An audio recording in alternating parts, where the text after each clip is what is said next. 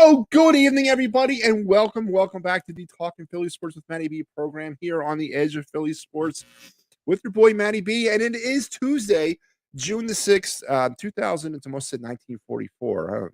Yeah. Anyway, June the 6th, 2022. It is 9:12 p.m. You're watching EOP, and that means you're watching me, and I welcome you back to another fun-filled episode of the show. It was originally scheduled to go on tonight at 10. I thought I was not going to be able to make the 9 o'clock time hack, so I had the show shifted, but I was able to actually make it at 9 or reasonably at 9.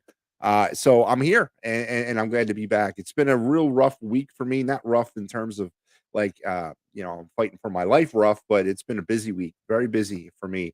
And I'm glad I was able to get in here at 9 o'clock or close to that time frame as possible on this Tuesday night, so I can keep some sort of regularity in my life and in yours as well. As I know, I look forward to our time every week here on the program. And tonight is nothing short of that, because we have a bunch of stuff to talk about. A story that developed earlier today that I'm actually going to lead in with, and then we're also going to get into some Phillies talk, and as well as some stuff that bugs me about being a Philadelphia sports fan. I'm going to get into some of that as well with you, as we are going to take you right up to the Fightins final, which will be here coming on here right after I am. Phillies, of course, hung on for the 1-0 win. Taijuan Walker, I mean, what the hell? He pitches 8 innings, looking like every bit of the person we wanted to sign. The Phillies didn't have much offense tonight, but they had enough as they beat the Tigers 1-0. Now officially taking that series, 2 games, the first 2 games end the series from the Tigers. Tomorrow they'll go for the sweep, but you'll get all of that here right after me on the Fightins final. So let's start the program as we do every week here on this show, and that is your day in Philly sports history. And this day is a day that I go all the way back to 2001 to this night in Philadelphia sports history. And for those of you who have a great memory, especially are the basketball people in the house, you'll remember that this was game 1, Sixers-Lakers 2001 NBA Finals, a game that actually was historical for a couple reasons. One, it was the only second time in NBA playoff history that 2 players put over 40 points on the board for their respective teams. Allen Iverson, who had himself I mean, every bit of the MVP that he was that year was on display in that game. 48 points and one of the most iconic Sixer shots in overtime as the step over of Tyronn Lue in overtime. But Shaquille O'Neal also dropped 40 for the Los Angeles Lakers in their losing effort, 107-101, as the Sixers took game 1 of that series. Of course, Sixers would not win anymore as they lost in 5. But on this night, it was game 1 of the 01 NBA Finals where Allen Iverson drops 48 and Shaquille O'Neal drops 40. Only the second time at that point in NBA history that was done in the same playoff game. And that was your night in Philadelphia sports history. And I hope you enjoyed it. It was brought to you by the fine folks here on Talking Philly Sports with Matty B. Now let's get into the first topic of the evening. I did not plan on talking in the Flyers today, but they came off that top rope, so to speak, for all you wrestling fans, and came out with a shocking move. Shocking to not me. I've been calling for this trade for years, but finally it seems like Danny Briere, the era has begun officially in earnest today, as Ivan Provorov finally is gone. We no longer have to deal with that whiny little baby anymore, as he was sent today, part of a 3-team deal. Ivan Provorov is now a Columbus Blue Jacket. I'm going to get into the trade details in a minute, but I want to give you my postscript on Ivan Provorov and what could have been for him here in this city. 2015 7th overall pick of that year's draft. He was billed as the next best thing. He was billed as the hybrid between Eric Desjardins and Kimmo Timonen, and he turned out to be neither one. It was very clear early on, or I should say it was very clear after the 2020 bubble season, that if you don't have a competent player with him, he is not capable, or for whatever reason, either character or skill or talent, he is not a top D-man in this league. Not to say that he doesn't have skill and talent, but he was definitely not ever going to be what we needed him to be here. And it took the Flyers, and I think it took the Flyers and Ivan Provorov's relationship to bottom out this season. There was a lot of reports coming out about John Tortorella and not getting along with Provorov. Provorov kind of taking his ball and going home attitude. But finally, the Flyers today they pulled off the first of, I hope to be, lots of trades this summer as they try to get bigger, better, and better in the near future. Let's go over some of the details of this move. Provorov, as I mentioned, is now on his way to Columbus. It's a three-team deal involving the Blue Jackets, the Kings, and then the Flyers. The Kings get Hayden Hodgson, Kevin Connaughton, and retain 30% of Ivan Provorov's salary. Hodgson and Connaughton are staples at the AHL level, and I don't expect them to be anything more than that for the Kings with their AHL team. Hodgson is a staple, though. He's been a Phantom for a long time. I believe I want to say at points of his career here were the C for the Phantoms one time or another, but now he is on his way out to possibly or more reasonably the Ontario Reign, which is the Kings AHL affiliate. The Flyers get back from the Kings defenseman Sean Walker, goalie Cal Peterson, defenseman Helg Grands, a 2023 or the 22 overall pick in this year's draft. That's coming from the Blue Jackets. A conditional second round pick in next year's draft from the Blue Jackets, and a second round pick in next year's draft from the Kings. So a hell of a move to get things kind of started for the Flyers. And I must say, Danny Briere, you impressed me today. This was exactly the kind of trade that needed to happen. This trade does not scream, we're going to the Stanley Cup Finals next year. This trade is strictly for the future. Obviously, when you get now the Flyers are going to have 2 first-round picks this year. They'll have multiple second-round picks to kind of replace those second-round picks that Chuck Fletcher had traded away. And this is definitely a trade that's going to hopefully yield fruit for this team coming down the line, starting in this year's draft, as the Flyers will now pick 7th and 22nd overall in the draft. As far as the other players involved, Sean Walker, he did spend a considerable time with the Kings last season, 70 games played, not lighting up the lamp or moving the needle that much for me. 3 goals, 10 assists, was a -3 on the season. Is he a fourth pairing guy? I'm not certain. Under old Matty B's Flyer roster of next season, I got Cam York and Risto in that 3 pairing. I don't know if he's the extra defensive the player that they take and kick Nick Seeler to the curb, or I don't know what his role will be. He may be a swing player between the Phantoms and the Flyers. Not necessarily sure what he will bring to this thing going forward. Really nothing much more than a third line guy or a third defensive pairing guy, and that 7th defenseman on a roster. But when you look at the overall holistically move for here, it leaves us with no D1 pairing right now. Because again, in my universe, I got Travis Sedheim on the way out the door too. But this is definitely a great trade for the future of this organization, and that's all what it's about right now. It's about getting better for the future of the Flyers. And today's trade, at least on the paper, it really kind of moves the needle that way. First, Kevin Vara says he loves, or they love this trade. Yeah, I do too. I think it sends a message to the NHL. It sends a message to the Flyers that Danny Briere that this is a rebuild. It's not a retool. We're not doing that no more. We're not slapping band-aids on this thing. We are breaking it apart and we are moving on. Let's talk about some of the other players involved.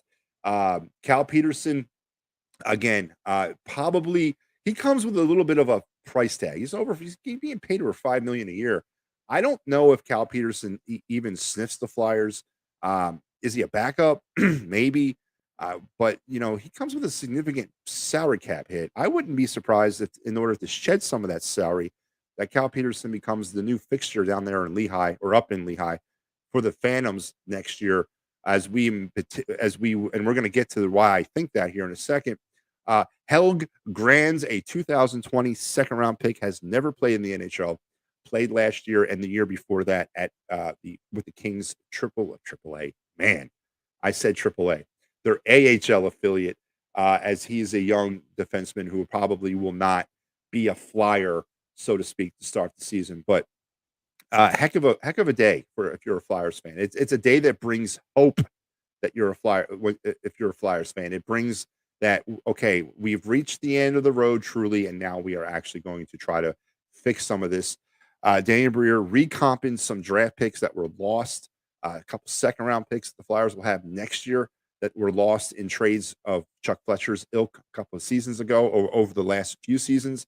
And of course, the big piece there, a second first round pick, the 22nd overall, is now coming to the hands of the Flyers.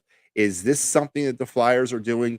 Is the 7th overall, the 22nd overall, is this going to be part of a bigger deal to potentially move further up into that first round? I hope it's not. Let's stockpile the picks, man. We need the talent. And but I guess at this point, all cards are on the table. And now let's get to the other big rumor of the day, because this actually news broke with a secondary story, and that Carter Hart, that a trade was looming. It was imminent, that it was coming down the pike, that Carter Hart is about to be moved as well. Believe what you want. I'm not saying that there's an imminent trade about with Carter Hart happening. I do believe that there is talks about Carter Hart. I don't think there's talks about, I think there's talks about everybody on this roster at this point. Carter Hart should not feel that he's untouchable. What has he done? He hasn't really done all that much. So in order to kind of get max value on a returnable player, and if we were able to get Provorov that kind of haul for him, and a guy that's kind of logged a butt time a lot of minutes. I mean, he has played a ton of minutes for the Flyers this year, but we were able to get back a pretty significant package of assets and picks. What do you think we're going to be able to turn for a Carter Hart, who, in a lot of people's eyes, which I don't get, I don't see it. I don't see the great goalie in Carter Hart. I see a very average to slightly above average NHL goaltender. I don't see anything more. And call me crazy. Everyone's going to fall on the old.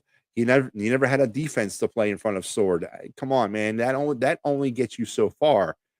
There have been plenty of games in Carter Hart's tenure with this team that he has lost the game on his own, not to blame the defense. Carter Hart does not move well laterally through the crease. He also goes to the butterfly way too soon. That has nothing to do with his defense, folks. I think there's some technical issues with Carter Hart. Maybe that he can go somewhere else and work on those issues. I'm not saying he's not going to be a great goalie, but I equate Carter Hart just like I equate having a great closing pitcher in baseball and you're on a team that's losing over 100 games a year.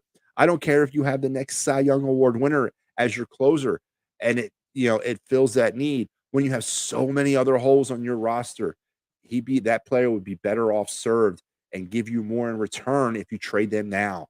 And I'm not saying Carter Hart does. I can't see the future of this team with Carter Hart. I'm not saying that, but I sure as hell can see a lot of assets, a lot of picks, potentially one or two players in return for Carter Hart. But I guess that will be a story for another day. But the Ivan Provorov trade is official. He is no longer a Flyer. Good riddance, man.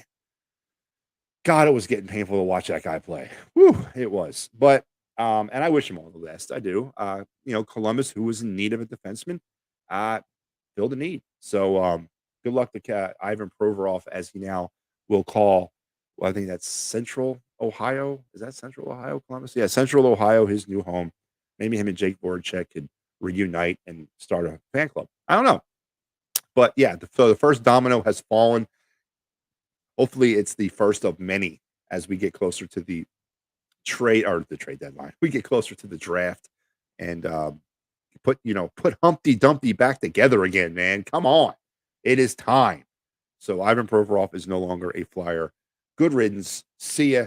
Wish you all the best. But it was a move that was about 2 years in the making, as far as I know. Now, do I hear any Kevin Hayes rumors? Is he the next one sweating it out? I don't think anybody's sweating being traded from the Flyers, but is Kevin Hayes the next domino to fall? Is Carter Hart going to be the next domino to fall? Travis Sanheim, Joel Farabee, or TK? I mean, who's next?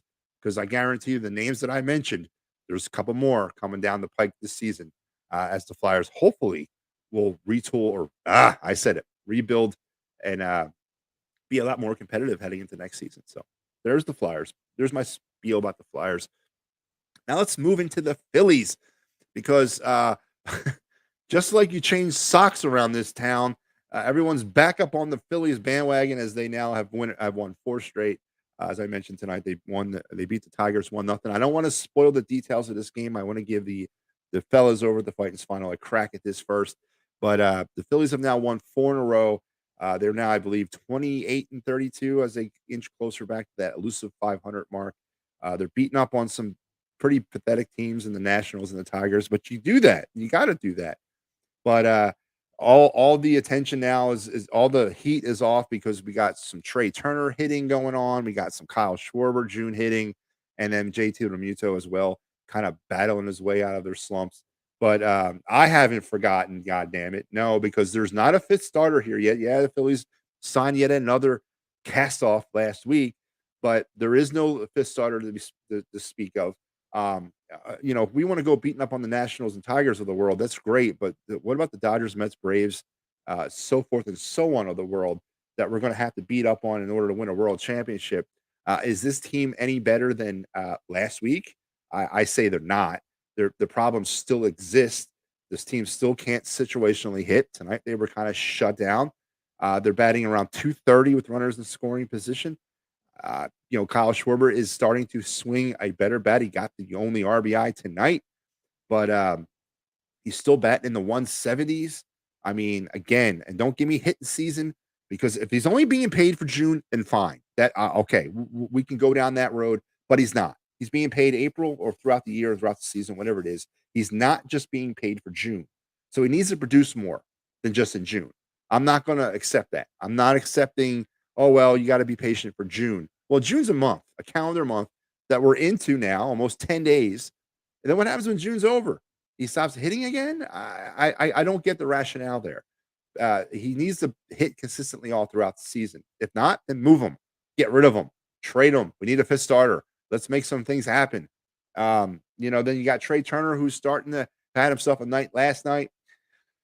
I so want this thing to work out because I know Trey Turner is 100% better than the player that he has been here so far. I don't know if this is that Philly curse that a lot of people speak of when you get traded here. And it takes you a year to kind of figure things out. I'm not sure of all that, but I definitely need Trey Turner to start hitting more consistently of the type of player that he is, and he needs to get back into that leadoff spot because I can't go through another year of Kyle Schwarber leading off. I don't give a shit. Can't do it. Cannot do it. But Trey Turner starting to hit, and JT obviously starting to hit as well. So all signs are pointing favorably this week for the Philadelphia Phillies. I'm not backing off, though. I'm not backing off my opinion of them. They are no better than they were last week. The only exception for this week is they're playing the Tigers and not the Mets. So let's kind of try to put things in perspective, and then that's going to kind of remember that word perspective because it's going to help me out with my final point of the night. As we are kind of going rapid fire here because I don't want to go up against the final. I want to give them their shot, but yeah, a good night overall or a good last 4 games. I mean, they won 4 games, and I think it's a consensus opinion out there. If they had not won that series against the Nationals, if they had lost 2 out of 3, or God forbid, been swept by the Nationals, that people would have been pretty much done with the Phillies, and those 40,000 people that were showing up at the bank, you know, to cheer on the NL champs. Those people would have been gone after that series if the Phillies would not have been able to salvage that thing against the Nationals, because it would be pretty hard to get up for a team that can't beat the Washington Nationals or a team that got swept by the Nationals. But they did it. They took 2 out of 3 for the Nationals, and tonight with their victory, they have secured yet another series win, this time over the Tigers. But I am still not backing down from my opinion of this team. There's still way too many holes on this team. Again, I go right to that fifth starter. Who is he? Who is the fifth starter? Are we really going to accept more bullpen games? Are we going to accept a bullpen game every 5th day? We've gotten 2 really good back-to-back pitching performances over the last 2 nights from Aaron Nola and tonight from Taijuan Walker. But what happens when we roll the dice again and it's that bullpen game? Yeah, the bullpen's gotten some rest, but they used 7 pitchers on Saturday. They need it. They can't be going back out there every day. But a bullpen game for a team that's had very inconsistent starting pitching is not a good recipe because the bullpen's already taxed as it is. Now you're going to ask them to do more and pitch a a lot of workload on a day where they're going to be the featured. They got to find a fifth starter and not just any random Joe. It's got to be somebody that can actually throw the ball. And that's Dave Dombrowski's job, as he obviously heading into the season had the wrong plan when it came to a starting rotation. We already know that. It's documented. We can see it on the field. It wasn't the right plan, as they are now scrambling to find a fifth starter. Offensively, listen, if the trend is going this way and Kyle Schwarber is going to start hitting and he can raise up that average, he's got to come on, gotta get up to 200, man. I gotta, give me something here. I can't root for you if you're batting under 200. I just can't do it, man. And Trey Turner rounds into form, and Nick Castellanos continues to swing a consistent bat, and then we can get maybe JT back up there, then all is right in the world. But there's a lot of ifs there, a lot of ifs. And I hope it happens, but there's a lot of ifs. And then you add in the X factor of Rob Thompson and seemingly not able to kind of conjure up the magic that he did last season, at least so far this year. There's still a lot of question marks about this team, but a lot of baseball left to play, as we only have played 61 games. So what are the Phillies? Are they I covered, I wrote the article for the National Series, and throughout that 10-game road trip, that, as I called it, a season-defining road trip, not a season road trip, but a season-defining trip, I thought you were going to be able to get a good idea of what the Phillies were coming off of that road trip. And obviously, heading into the final two games, they were 2-6, and it wasn't looking good, but they salvaged two games. They salvaged the road trip, and they come back at 4-6. So what is that season-defining road trip now for me? When I look back on that road trip, what is the definition of this team in 2023 so far to me? It's a 500 or just slightly below team. That is exactly what I look at this team as right now, by that season-defining road trip. Now, is it set in stone? Is that what the Phillies are going to be? No, it's not set in stone. They can change it. But right now, I still am not. There's still nothing concrete in front of me that's going to make me change my opinion of what I think of the Phillies right now. A team with a bunch of potential, but full of holes as well, as they kind of, as I mentioned, salvaged that 10-game road trip at 4-6 and have beat up on the Tigers over the last two nights as they get ready tomorrow to finish the series against Detroit before opening up a 3-game set against the Dodgers. So once again, everyone's fancy might get turned here in the next couple of days. And that's going to lead me to my final point. Again, rapid fire. But before I get to my final point, let me remind you of what is coming up on the Edge of Philly Sports this week. Tonight, you're talking with me. No, again, you see that 10 o'clock thing. I was supposed to go on at 10, but I changed it. I got on at 9. The Fightins Final will be coming up right after me. Wednesday, Party on Broad, Philly Press Box Radio, EOP Live, and then Fightins Final again on Thursday or on Wednesday after the Tigers game. And everything else that we have to offer here on the network, please check us out wherever you may be. And don't forget Philly Sports Trips. If you want to travel like the pros, you look no further than Philly Sports Trips and phillysportstrip.com. They got you covered for your Eagles road trips. They got you covered for Phillies road trips. They're heading to Chicago. They're heading to San Diego. And they're heading to Pittsburgh this summer. All awesome trips and like really good stadiums to visit. And they also have you covered during the winter with the Flyers, and they have you covered for the Union. So head over to phillysportstrips.com today and check out all they have to offer. And while you're doing that, make sure you're stopping by Sherry's Tickets Town at www.sherrystickets.com. Family owned and operated since 1946 for great fees and no hidden, or I should say great prices and no hidden fees on those hard to find sports, concert, and theater venue tickets. Make sure you enter the promo code EOP10 to save an additional 10%. And then if you have any questions, comments, or concerns about workman's compensation, motor vehicle accident, personal injury, or criminal law, Dave Cherry at 610-565-0300 or at www.cherryinjurylaw.com is the man you need to call, and he will do his very, very best for you. And don't forget, if you're looking for a place to kind of drown your sorrows or just kind of raise some hell, then look no further than Dolan's down there at 24 East Sellers Ave in Ridley Park. Quizzo, music, great times, memorabilia giveaways, and you never know who might walk through the front door at Dolan's Bar at any time. All right, folks, It's going to send me into my final point of the night, my final rant, and that is about you, me, us, the Philadelphia sports fan, and our complacency. Because I got a bone to pick, man. I am so tired of making excuses for why we are not winners. I am so tired for falling on swords for teams that were never any good, but we've kind of uh, collectively fooled ourselves into wanting them to be good, thinking that they were something totally that they were not, and then having the rug yanked out of our feet yet again. And I'm going to break it down this way: all this posturing and all this abuse that I take on this network for my disdain of Howie Roseman. What has he done? Yeah, I got the Super Bowl 5 years ago. I understand that, but Doug Peterson's credit on that lasted 2 years. Why is Howie Roseman still continuing on? Why do we raise this guy up, but yet every year he yanks the carpet out from underneath our feet? But yet it is almost blasphemy to speak out against him. It's almost blasphemy to speak out against Carter Hart, a goalie that's done nothing in his career other than kind of not live up to some potential. And we make excuses for that. Oh, he's played on a bad defense or on a bad team. Yeah, all those statements are true.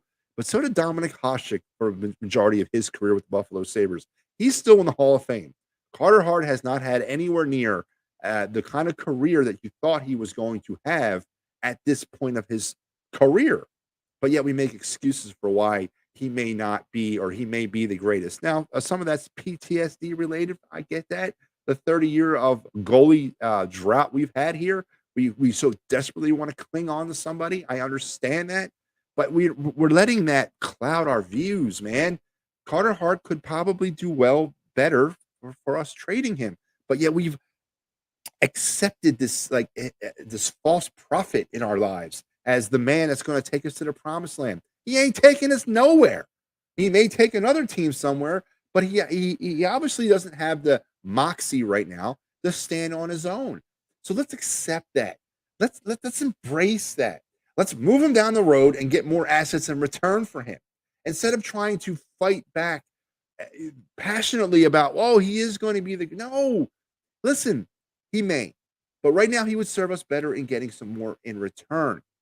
The Phillies, and then the Andrew Painter talk that I heard all off season about a player who's never pitched above double A. He was going to come in and be the greatest thing since sliced bread. And then he never obviously made it out of spring training because of an injury. But to put that kind of pressure on a player that's never pitched above double A is ridiculous. Why did we hitch the wagon to him? What did he do to deserve that? He was a top rated prospect in the Phillies organization or a top rated prospect in baseball. Yeah. But guess what? He never proved it above double A. But it was Andrew Painter is going to be a fifth starter. Why? What has he proven? And we fool ourselves. And we fool ourselves into believing things. Joel Embiid, I'm not going to speak too much about the Joel Embiid thing because obviously when you have an MVP, and he's a great regular season basketball player. But guess what?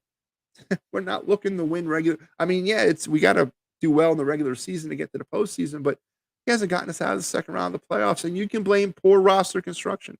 You can blame bad trades. You can blame Elton Brand. You can blame, Glenn Rivers, Brett Brown. You can blame whoever you want. But you got to place some blame on Joel Embiid's feet. Those size 18 sneakers of his. He can handle it, or can he?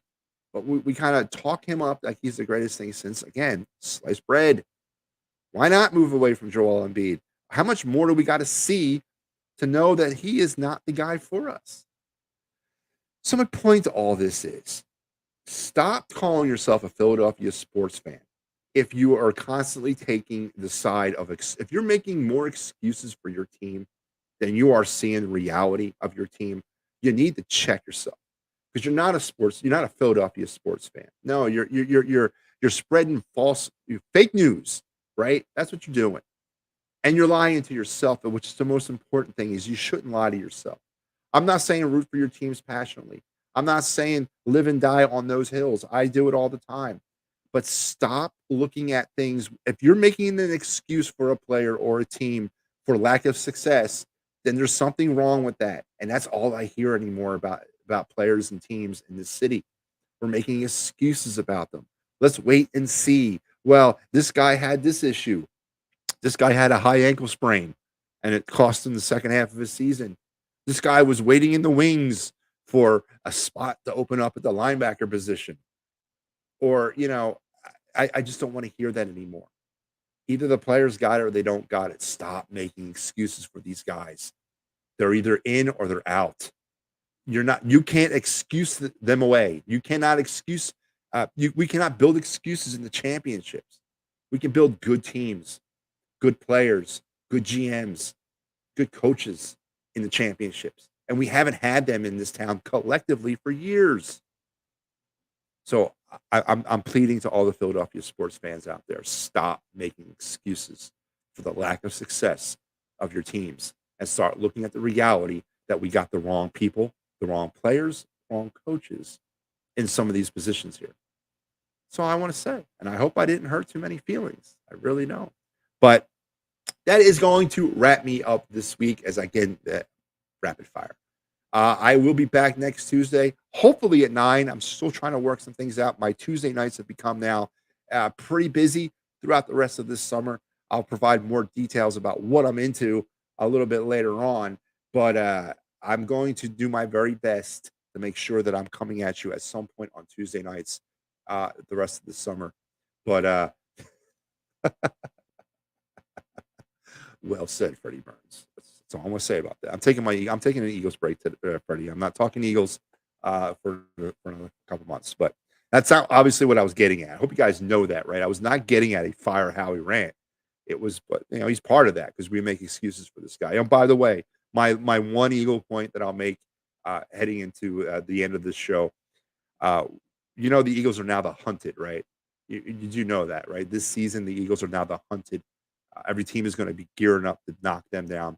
Does Nick Sirianni have what it takes to be the hunted? Obviously, he had what it took to be the hunter. But does he have what it takes to be the hunted?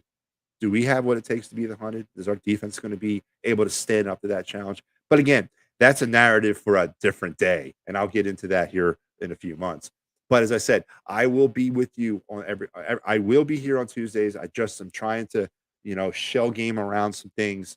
Hopefully it's at 9:00. If not, it's going to be around 10. It'll be between the 9 and 11, hours of the night, trying to balance some things. But unfortunately, it's going to cost me the majority of the summer. As again, I will provide more details of what I'm into probably after the summer when it's over with. But it's pretty cool. It's pretty fun, and it's very, very instructional. I'll just put it that way. So I will talk to you again next week. Don't forget, everything that we have to offer here on the Edge of Philly Sports is just literally at your fingertips. And if you can't find what you're looking for on EOP, and it ain't nothing to do with Philly sports, I'm here to tell you that is really the bottom line because we got it all and we got you covered. Until next week, folks, what do they say? That is the news, and I'm out of here.